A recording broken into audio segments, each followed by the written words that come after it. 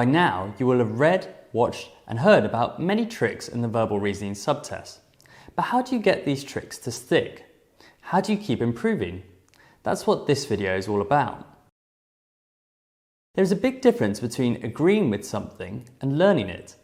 It is easy to watch videos and passively accept what is being taught without truly testing whether you have learned what is being discussed. So, how do you become an active learner? The best advice on that front is to do more than agree with the right answer when you get something wrong. Don't just nod your head and say, yep, that sounds about right, oh well. Instead, write a few words about why the answer is correct.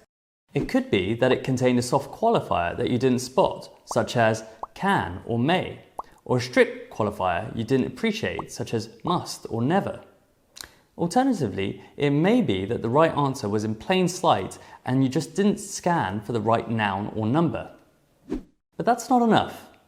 Now I recommend that you write a few words as to why the other answers are wrong, especially your answer.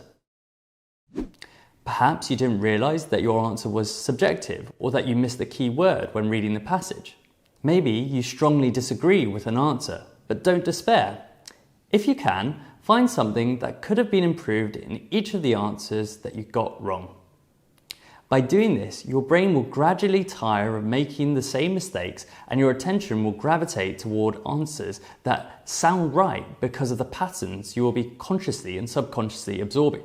I see too many students make the same mistakes repeatedly in verbal reasoning because they are passively accepting the correct answers without gaining the value from them. If you can't explain why your answer was wrong and the correct answer was right, then you will likely make the same mistake again in the future.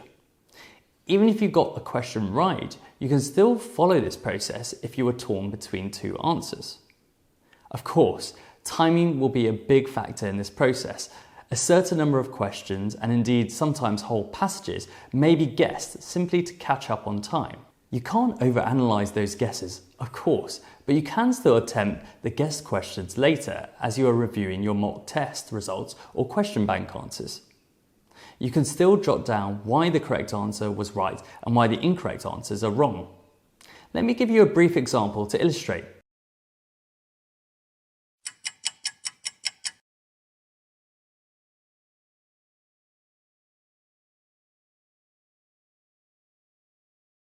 The great white shark, a marine vertebrate, has a hippocampus. True, false, can't tell. What answer did you get? The correct answer is true.